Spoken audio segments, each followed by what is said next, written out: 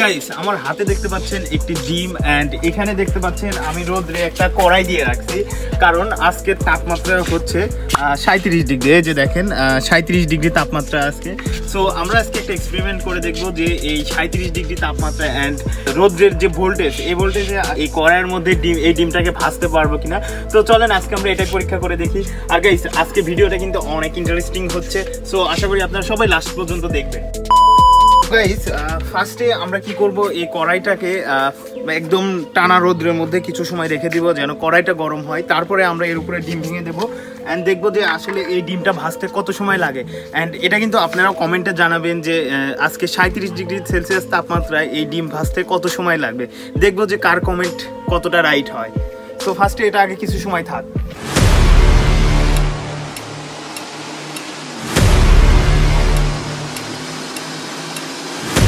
A few minutes later.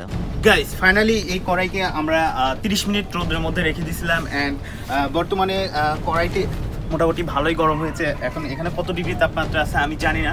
তো এখন আমরা এই ডিমটাকে এর মধ্যে ভেঙে দেবো, দিয়ে দেখবো যে আসলে এই ডিমটা ভাজতে কত সময় লাগে। সো এটি একটু আমাকে দাও। ডিম যে কীভাবে ভাজে আল্লাহ জানে।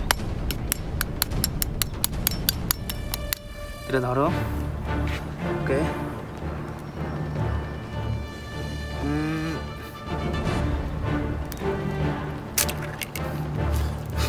গাইস ফাইনালি আমরা ডিমটাকে এর মধ্যে ঢেলে দিছি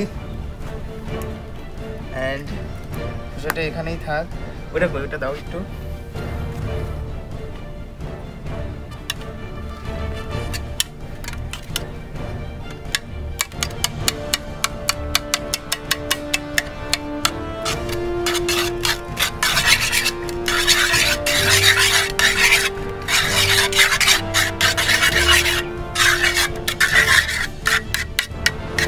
সো গাইস সূর্যের তাপে আমরা ডিম ভাজতে যাচ্ছি, বিষয়টা কিন্তু অনেক ইন্টারেস্টিং।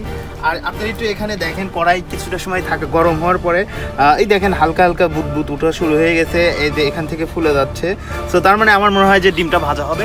সো আমরা এখন কিছুটা সময় অপেক্ষা করে দেখি যে আসলে ডিমটা ভাজা হয় কিনা। সো অপেক্ষা করতে থাকি, তারপরে দেখেন এখানে রেজাল্টটা কি আসে।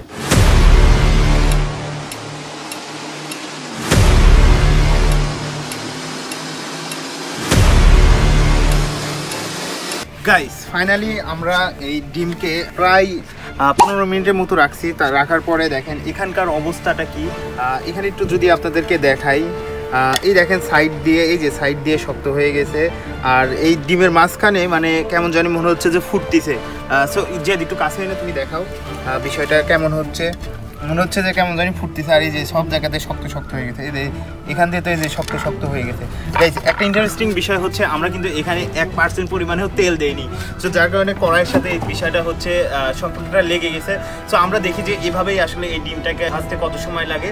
সো তারপরে আমরা সম্পূর্ণ বিষয়টা বুঝতে পারবো যে আদৌ সূর্যের তাপে আসলে ডিম ভাজা সম্ভব কিনা। A few minutes later. Guys finally প্রায় 25 মিনিট হয়ে গেছে। 25 মিনিট পরে দেখেন এখানকার কি অবস্থা। সো এটাকে আমরা একটু উল্টায় দেই, তার আগে খুন্তিটায় অনেক ময়লা আছে, সো এটা আমরা একটু ধুয়ে নেই।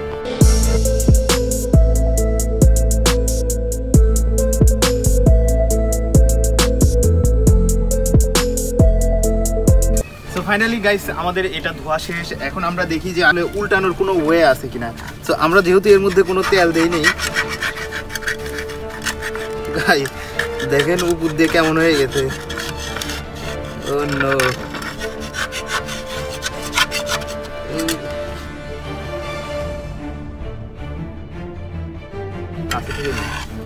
গাইস দেখেন কি অবস্থা এখানকার, সব কেমন জমে জমে গেছে।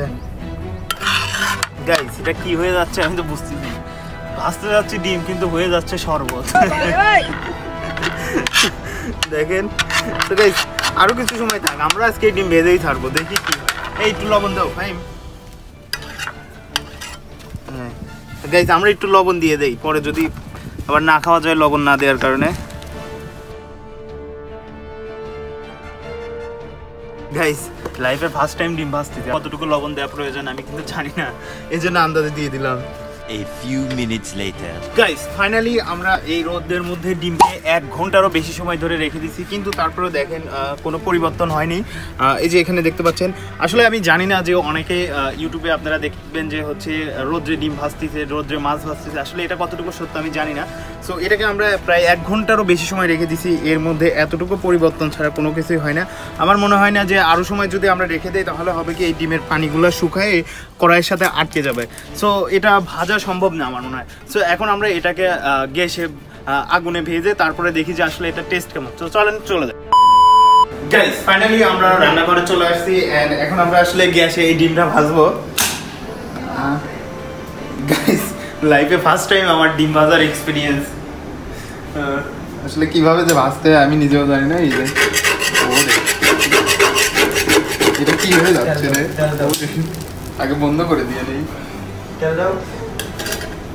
গাইস দেখেন মানে গ্যাসের চুলায় হিট দেওয়ার সাথে সাথে এখানকার অবস্থাটা কি হয়ে গেছে, একটু তেল দিয়ে নেই আগে।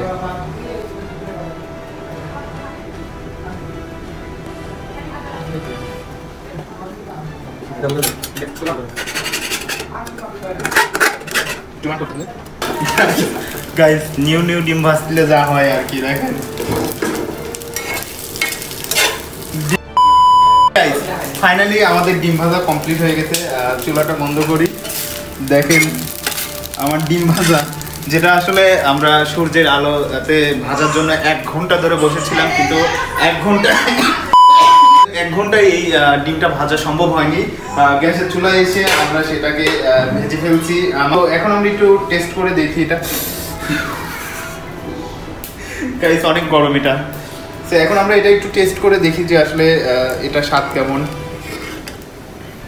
গাইস এটা কিন্তু আমার লাইফের ফার্স্ট টাইম ডিম ভাজা, মানে ফার্স্ট টাইম আমি কোনো কিছু রান্না করলাম আর কি।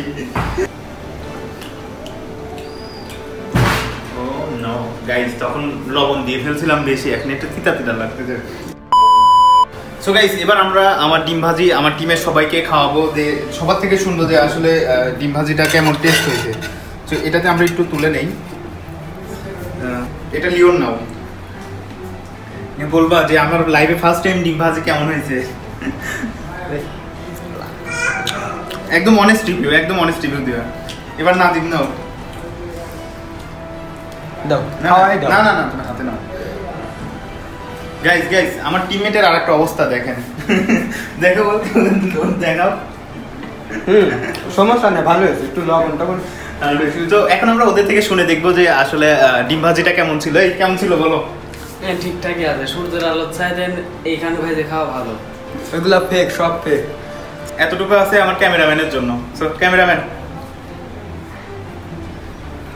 ক্যামেরাম্যানের এবার ওপিনিয়ন চাই যে এটা কেমন। আমার মনে হয় লবণটা একটু বেশি হয়ে গেছে।